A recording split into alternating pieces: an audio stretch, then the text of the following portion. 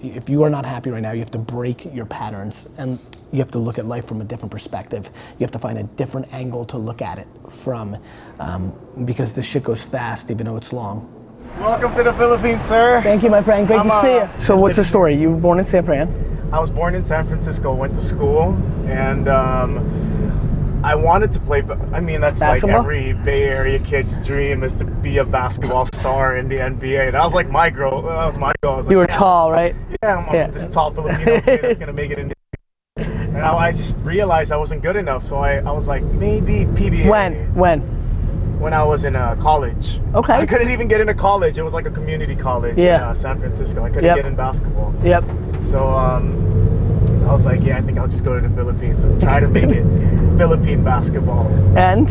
I didn't make it. I'm like, damn. I'm like, all right, it's time to give up that dream and move on to something else. So yeah, I got into acting. I started auditioning. Very cool. To different style?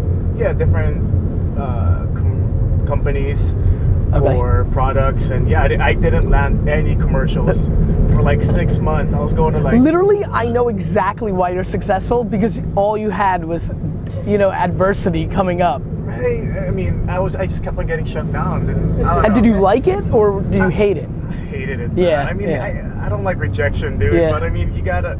Did you respect it, or were you like, this is bullshit, like people don't see it? Nah, I mean, what did you say? Did you respect it? Where you were like, okay, I got to keep working my craft, or you were like, this is some bullshit. That casting director's an idiot. That's the first one. I was like, yeah, I got to keep on working at it. That's good. I mean, it's good that I kind of had my mom pushing me. She was like, yeah, I mean, just do whatever you want to do. There's gonna be a lot of failures along the way, but yeah, more of just keep on failing and you'll make it eventually, right? And then what happened? And then finally, I landed like this big role. There's like a really small role on TV. So there's only 2 to 3 networks here. Yep. So I got in a station, and they're like, yeah, I'll hop on. You'll play a role. And I don't know, I guess like people just started catching up, and they started seeing me, and that's how basically it started. They're like, yeah, okay, his name's Xian, and we'll start getting him for projects, and that's how it started. Started doing movies and stuff. That's amazing. Kind of worked my way up from there. What was the biggest? Was there a break, or was there a single thing or was it just all stepping steps? There was this one movie that they tried to. It was me and this and my partner, my on-screen partner. Her name is Kim. So we did a romantic comedy movie, and it was like #1 in like back in 2013. And that's when it blew up. Made like 300 million. So they're like, okay, cool. Let's make another one. Let's make another one. So yeah, that's how it started. It's like the big break right there, movies. Yep. Yeah. And so what's been going on in the last couple of years? Last couple of years, I'm like, dude, I've been watching your videos, man. That shit inspired me so much. Thank you, man. No, really, like, I don't know. I've been pretty confused with what I want to do. Like, of course, I love what I'm doing. I love acting. I love doing all these things. But, there's like a part of me that just wants to grow. Like what you're saying in your videos, that the internet platforms, that you want to just keep on creating, right? So you can be global. Yeah. So I want to do that. But it's just really hard, man. It's really hard. The good news is, so was getting, to the point where you got. Like all that rejection, like the best part is, like when I hear you go through your narrative, I'm like, okay, good. Now, that's why I asked a couple of nuanced questions on like, how'd you deal with the rejection? Like, how much do you like the rejection? Yeah. Like, and the toughest part is when you're coming from a low spot, climbing or rejection's a little bit different. Coming from a luxurious spot, like success that you come from, and putting in patience again kind of sucks. And by the way, I did it. I won in the wine business, and then I started all over. And then I won in kind of like the online content thing. Then I started all over. I transitioned from wine content to then business content, and then even took another step 18 months ago and was like kind of went pot committed. And VaynerMedia, same thing, small, now it's getting big. And honestly, I can already sense like, okay, 4, 5, 6 years from now, when it's like $1 billion company, I'm gonna be like, all right, I gotta go start from. To me, it's you either love the process or you don't. Yeah, like true, if you want something big, if you want to grow, I mean, you've already pulled off something that most people never pull off. Right? If you want to pull off something bigger, you just gotta so jump it's in normal. Is that normal? I mean, that's like the question in my head right now. There is no normal. There's you, right? Yeah. Like normalizing from other people's experiences aren't gonna bring you any value. There's no normal, there's you. Yeah, that's true. Right? Yeah. And there can't be normal. Was it normal 20 years ago to have 2 men filming this? I know, exactly, I mean, right? That's super not fucking normal. Yeah, you know? it's crazy. You know, like vans are gonna have to get bigger. We're running out of seats around here, like, you know. So Yeah. I think the biggest thing that you need to think about is don't quantify based on other people's feelings, like are other people going through this? All human behaviors are somewhat, at some level, to your question, normalized. There's fear, there's anxieties, there's excitement, there's confidence, there's insecurity, there's a million different things. I think the thing that's interesting about you is you're clearly driven. Like, you know, first you wanted to be in the NBA, then you wanted to be in the then you wanted to be in the PBA, then you wanted to act. Like I think the thing that you need to understand is that you've got a gear of motivation that makes you do. The first 2 things in sports didn't work out. The thing that worked out in acting, it did work out. Whatever the definition of what you're trying to figure out right now, it may or may not work. What I'm excited about is the fact that you've got a gear that makes you want to do. Yeah, exactly, man. I mean, I'm falling into that trap though. But I saw your video, which was really helpful a couple of days ago, where you're like, stop comparing yourself to others. Like, you had a video. Who are you comparing yourself to? Like The Rock? No, I mean that. What's that? Like The Rock? Yeah, like I mean, like you guys, like I see. Or like the big vloggers that have big vloggers, and they're like, yeah, oh my god. But look at me, right? I'm not growing all that aggressively on YouTube. My views per episode are down probably year over year. I'm just not worried about it because I know why I'm doing it, why I want to do it. And I think one of the biggest problems right now, especially for people under 30 who want to be influencers or entrepreneurs, which is almost everybody, there's a lot of vanity metrics that they're trying to achieve to that mean nothing. I raised $50 million. So you might go out of business. I've got 1 million subscribers. So I've got 10 million subscribers. So I think right now, we live in a world that has so much data that people are living towards the numbers. How many likes, how many followers, how much capital I've raised. It becomes a numbers race, and it usually leads to bad behavior because when you're chasing a number that people can see, you often take shortcuts. Yeah, I think that's the problem. Like I'm too worried now on how much to do this. Like Logan Paul has nothing to do with you. Yeah, exactly. That's true. It just doesn't. Like Logan's gonna do Logan, you're gonna do you. Like I'm gonna do me, and Rex is gonna do her. Like it's great to be inspired by. It's great to be inspired by. It's great to use something as like a North Star for ambition, but that needs to be manifested in a positive way, not a negative way. True, that's true. Like, because what you're talking about is actually envy. When you're looking at what somebody else has, you're talking about envy. Yeah. Envy's bullshit. You know? That's true. I know I'm at my weakest when I root for the New York Jets. I envy teams that win a lot of Super Bowls. And I know what that feeling is. That's a weak feeling. I'm weak as a sports fan. But as a human, I'm the reverse, and that's why I fully understand. And the scary part is most people are weak as humans. They envy. And I'm like, get the fuck out of that. Like I get pumped when I'll give you a good example. This kid Dunk that worked for me for a year, when I met him, he had this basketball account, Dunk. I don't know if you follow it because you like basketball. Like he had like 2 million followers. I wasn't jealous of him or being like this kid. I was inspired. I was like, good for you, fucker. Like you fucking like are doing what I believe in, and no question that was like a match of like, okay, like I want to. Not that I wanted to compete with it because he's like a child of mine, let alone little brother. He's 19, whatever. But you know, it's great to be inspired by, but being envious of, and it's a very, very fine line, and I understand, but it usually speaks with being happy inside. And I think the bigger thing that you need to think about is, do you love your process? Like, are you enjoying it? Like, is this fun? I'm sure he's a lovely dude. Is this fun that you're filming this, or are you doing it because you think it's gonna get you to the next level of success? And I think that that's an important thing to understand. For me, both. But if I didn't love it, then fucking, there's a lot of things I know I should be doing. I should be answering unlimited questions on Quora. I just don't want to, thus I'm not. I want to hire a writer to get that done because it's a good idea. It's a little fun fact for everybody out there. You know, I should be commenting more now with threaded comments on Instagram, so I show up at the top because I'm verified and get tons of audience.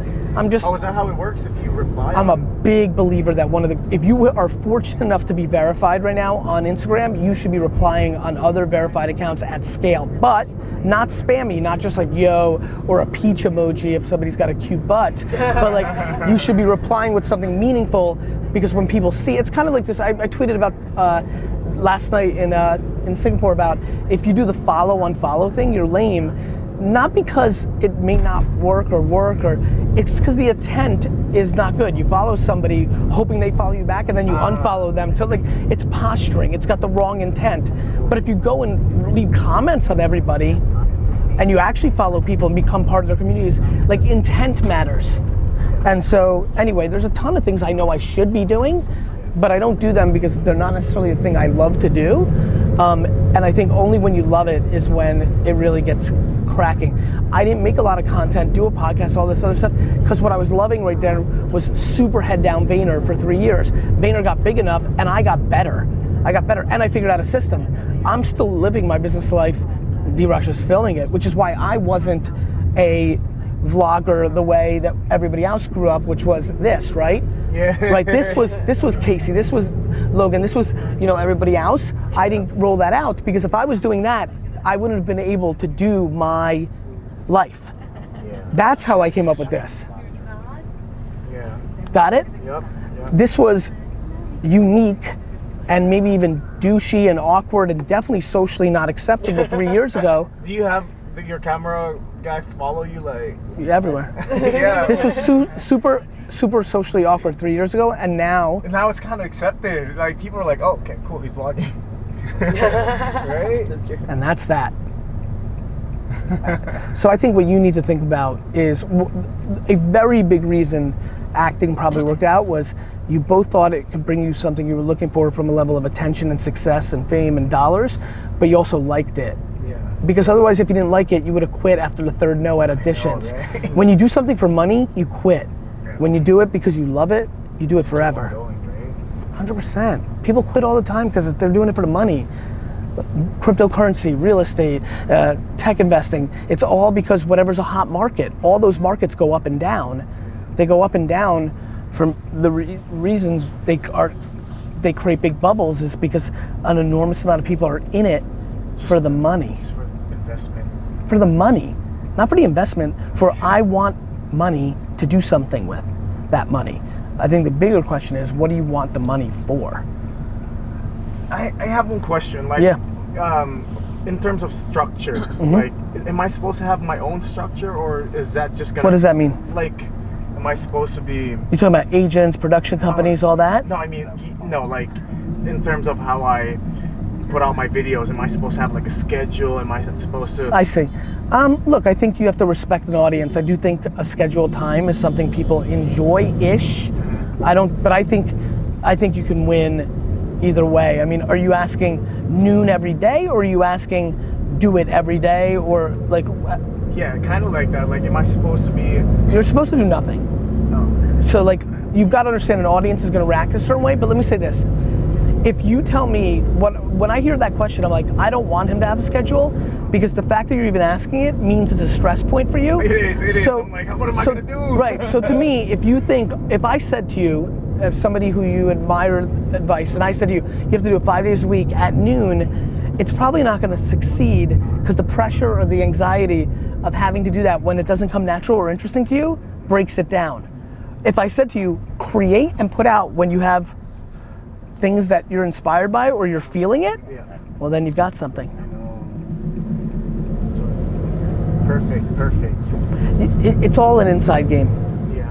I think the bigger question is like, what are you up to? Like, why are you doing it? Like, what's up? Yeah. You know, like I gotta ask myself that. I never really asked myself You that. have to ask that because is it blocking an insecurity? Is it to get the girl? Is because you're trying to amass as much as you can because you don't like working and you want to live? The reason so many people fail in life and business is their model is, let me get the money so that I can enjoy and relax.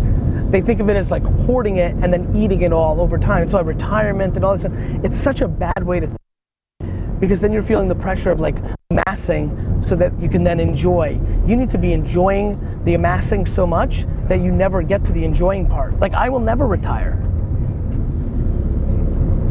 That's good. Because it's not as fun as working. Mm-hmm. Like, it's not as fun. Like, it's not as fun for me to lay on the beach and play golf all day and lay on a yacht in the middle of the Mediterranean for 100 days in the summer and go to vineyards and go to concerts and see friends. That's not as fun as fucking 15 hours of meetings all day. That is what people have to figure out. Whether that's singing or being a mother or teaching a classroom, what is more fun than the cliche things that everybody puts in their Instagram? I don't want to lay in a swan in a pool. I don't want to. I don't want to go to Ibiza for 4 days. I do not want to. I don't. I want to sit there and smile. I'm literally the reverse human. People go in their feeds and they have FOMO because everybody's in Ibiza and swans. Yeah. I'm smiling because I'm like, you're in Ibiza. But also we shouldn't also. Do you understand, Raisa? Because if you're in Ibiza and I'm putting in work, my machine's getting big.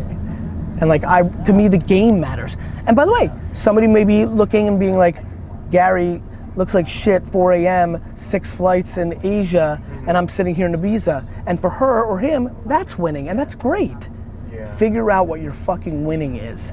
My winning is different than a lot of people's. I don't get envy, I get excited, I get competitive, I enjoy it, I enjoy my thing. What's your thing that makes you the happiest? And just focus there. Only there. You gotta ask why. What are you chasing? Yeah. Maybe what's happening to me now is I'm looking at all these accounts that I'm 100%. Like, damn, should I be doing this? Yep. I'm like that. I'm like, damn, should I be? What you're realizing in culture is that the attention is going away from the movie theater and the television and going into the phone and these platforms. That's true. So you can feel that you won something and now it's going away. Yes, exactly. I'm aware.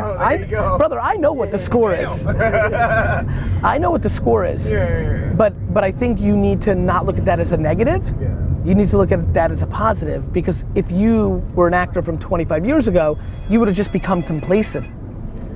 You're lucky that the game's forcing you to have to be sharp again.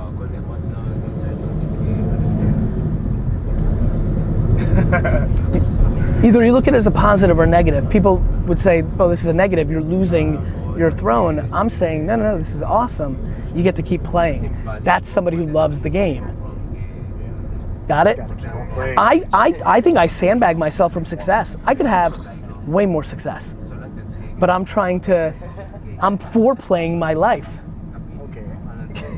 While everybody's playing Fortnite, I'm playing foreplay of my life, of my career. What do you mean by that? I mean, I'm slow rolling it.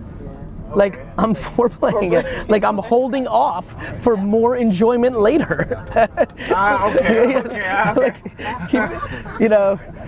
I mean, but I honestly genuinely believe that that's what I'm doing with my career. Like, listen, D-Rock will tell you, like, I came off a vacation, I said, you know what, I'm holding off too much, let me get a little more offensive, and I said, I'm gonna fix Instagram, I'm gonna fix my podcast, and I'm gonna get into hip hop.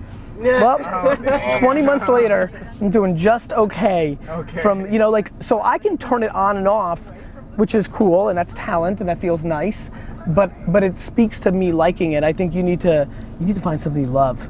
You're also doing sports yes. Now, right? AJ and I, my brother, started a sports representation business, Vayner Sports, repping NFL athletes, Jerry Maguire stuff, so it's super fun. We'll get into the NBA too.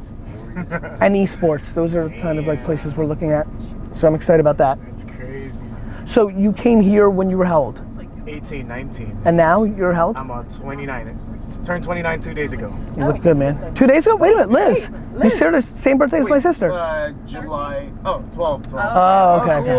Cool. Happy birthday. Cancerians. Yes. We're loving people. We're hard on the outside and super sensitive. Very sensitive. We're very sensitive. Oh man. Wait, you're speaking here, right, in Mall of Asia?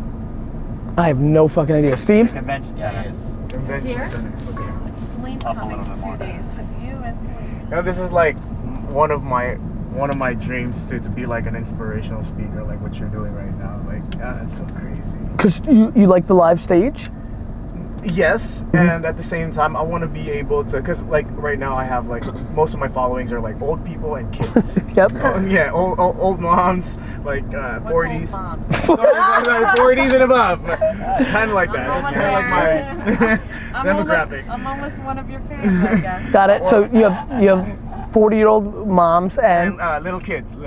because of the movies you've been doing? Yeah. It's Yeah. all love stories. Yep. And, yeah, so like right now, like a couple, like maybe last year, I was like, man, I want to be like an inspirational speaker, you know, like, because all the kids sometimes when I do meet and greets, they're like, yeah, what should I do, blah blah blah, like they're asking me for advice. I'm like, man, one of these days I want to talk about the things like what you're doing, like, Yep. yeah, I want to be like that. I want to be able to give out advice. I genuinely think anybody can do it. What I mean by that is, you can start tomorrow. The biggest problem is the way people think of inspirational speakers now.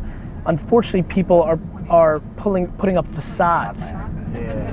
The definition, to me, the definition of somebody who's an inspirational communicator is the person that speaks the most truth. You can do it tomorrow. You're famous in this country. If you go talk about your insecurities, your strengths, and your weaknesses, you'll be off to the races. People don't even hear me talking about my weaknesses. I do it all the time. I suck at school. I suck at this. I can't do logistics. Like, they don't think it matters because I've achieved success, but they're things that other people dwell on. Yeah, that's tight. Yeah, the fear I'm getting at is I don't want to seem like I'm putting off. Yeah, he's just trying to be this. I agree. That's why I'm giving you the advice of don't try to be this. Exactly. Just go talk. Be like, here's my story. And then what you start happening is you learn over time. Like, it took me a while to talk about the fact that I didn't own any of Wine Library. That was something I kept inside. But as I got to tell that opened up doors for other people. I thought it kind of potentially looked bad on my dad, and then I kind of looked at it differently. I'm like, wait a minute, that's what immigrant families do. Then I opened it up. Now when I tell kids to be patient, now they're like, wait a minute, well, he's really started with nothing at 34. Like, Is that what time when you started? Yeah, I mean, I built. YouTube? I started YouTube at 30. I started business YouTube at 34. The wine, I was 31. But like that business was my dad's. Like, I wasn't getting the money. So, you know, I think that yeah, man, it's about patience. Like 29, literally 29-year-old me, 13 years ago, is just a fundamentally different person. It was still me, right? I put out a video the other day from 2008, and like, and everyone's like, Jesus, it's basically the same shit, and it is, which is amazing. But there's so much experience, there's so much more perspective, there's different understandings, and speaking has allowed me to get to it. Like, there's nothing more honest than you and an audience, especially when it's just you. Yeah. Oh yeah. You know, I'm not in Broadway plays. Like, this is just me, one-man show, straight from the dome. You know, I don't have PowerPoints or other things to hide behind. Like, I really genuinely don't know what the fuck I'm gonna say when I go on stage. I mean, oh, nice. and you see it. D-Rock knows this. Like, it goes in patterns. Like, I'll get into a pattern. I'll get into like a subject matter. Like, this whole trip is now about parenting all of a sudden. Yeah. You know, like, tell your truth, man. Yeah. Like, and that's what I'm gonna do. honestly, your weakness is predicated on your secrets. Oh, shit. And your Yes. and your strengths are predicated on your truths. It's very real. It's been a blast. It's been a blast hanging out with you for like 20 minutes, man. For sure, man. I really, you know what? I like how you're reacting to my commentary. Like you're gonna win, dude. Like, I poked and you didn't run away, or you said yeah. So like, listen to me. I mean this very, very, very seriously. Own your truths expose your secrets, you'll become 100% unstoppable. I should do that. Thanks, man. $1 million advice right there. Take care, brother. Thank you, Gary. Just finished up the meeting. Obviously took a shower and changed a little bit on this whirlwind Asian tour, and I think the interesting thing is literally as I'm trying to put a bumper here. Is a bumper? How does it? A tail end? Well, I don't fucking know. Nonetheless, there's a debate right now going on Twitter of like, how many years do you have to work until the hard work until the thing? This guy's like, Garyvee, you said you hustled your face off for 10 years. He's like, I only had to do it for 2 years. I couldn't imagine doing it for 10. And I'm laughing at him. And another guy jumps in and goes, well, Gary said it best, eat shit for blank years and eat caviar for the rest of your life. And one of the things I'm realizing, especially off the talk we just had, is for me, the shit is the caviar. Like, I love the fucking process. I love building, like, and you just have to be self-aware. Like, if for you life is spending 30, 40, 50 years on a beach with mansions and playing tennis all day and golf, and that's amazing. And then I assume if that's your great happiness, you are gonna try to make as much wealth as possible, as quickly as possible, because you think, or you know, that that's what makes you happy. I'm just really, really interested in starting to get this conversation into a happiness conversation. Like, I just think a lot of people are trying to achieve success and use fame or money as makeup for a situation that they're just not happy about. Like, you have to figure out how to make your day in and day out happy. Like, otherwise you're gonna be impatient and try to be out of it as quickly as possible to buy those things. Or you're gonna regret it later in life, right? I think the people that are workaholics that regret missing their family is it didn't make them as happy as they thought. They didn't take advantage of the family time. That, like, this is just a big happiness game. One big fucking happiness game. And that young man has achieved a lot at 29, and I'm asking him why. Like, you know, because he has under 1 million followers on Instagram and he wants to have 2 million to what? To keep up with the Joneses? The Joneses have been brought up a bunch on this trip to me in my head at conversations on and off screen, and like, I just want to find these Joneses. I want to find these Joneses and kill them. Because the fucking Joneses are fucking you guys up. And I don't know who these fucking Joneses are, but they're bad fucking people. The Joneses are bad, bad people, and they're ruining most of your lives. And I just don't give a fuck about the Joneses. I don't know who these Joneses are, and they definitely don't have any impact on my fucking life. And so I figure out what makes me happy, and so like, that's what I do, and you need to figure out what that is. And I just don't understand how people think wealth is the gateway to happiness. I just don't. Or, you know, the gateway to happiness is to love your process, whatever that may be, whether that creates wealth or doesn't, if that creates legacy and art or it doesn't, that creates impact on the world or it doesn't. You've gotta try and figure that out at all costs. And if you're not happy right now, you need to do something different. You just have to, if you are not happy right now, you have to break your patterns and you have to look at life from a different perspective. You have to find a different angle to look at it from, because this shit goes fast even though it's long. Pulled through the years, boy, shaved off the fears, boy, fought for the victory, blood, sweat and tears, boy, all they do is stare, boy, they ain't gotta care, boy, the repercussions so disgusting.